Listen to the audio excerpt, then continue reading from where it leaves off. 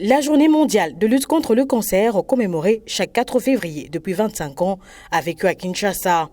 Devant l'autorité de tutelle représentée par le secrétaire général à la santé, le partenaire et le bras technique du gouvernement en cette matière, l'assistance a été largement sensibilisée et édifiée par le témoignage poignant de survivants. Preuve que cette maladie, devenue un problème de santé publique, peut être vaincue si le dépistage est fait tôt. Une lutte que l'exécutif national soutient et subventionne totalement, et cela grâce à de partenariats de qualité tels que celui avec l'ONG 199, qui est d'un grand apport, notamment dans la fourniture de préparation à la chimiothérapie. Notre filiale a une particularité RDC, c'est que nous avons aujourd'hui à prendre d'expérience dans la fourniture des traitements de chimiothérapie sur la RDC.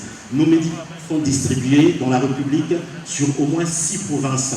Et très bientôt, nous irons certainement accroître la capacité à une douzaine de provinces.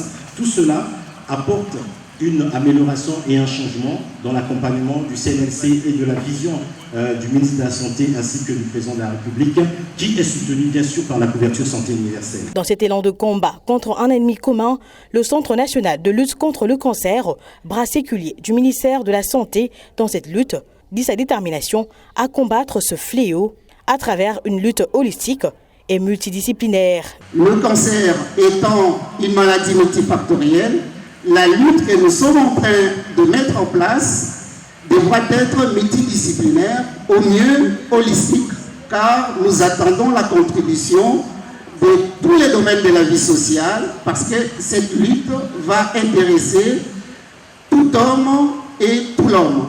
Invité à cette grande cérémonie, le réseau de parlementaires acquis à la lutte contre le cancer se réjouit d'apporter leur contribution, mais plaide cependant pour un encadrement juridique de la question. Représentant le ministre de tutelle, le docteur Ramazani Yuma, CG à la santé, invite tout un chacun à considérer ces dates comme celle d'un éveil de conscience sur ce que représente réellement cette maladie. L'engagement du gouvernement à pouvoir continuer à appuyer la lutte contre le cancer à travers, bien entendu, son bras technique, le Centre national de lutte contre le cancer. Je voudrais donc vous demander, en second lieu, que chacun, en ce qui le concerne, à différents niveaux de la pyramide sanitaire, puisse contribuer à cette lutte, du point de vue de la prévention, du point de vue de la prise en charge, et même des soutiens en termes de soins palliatifs.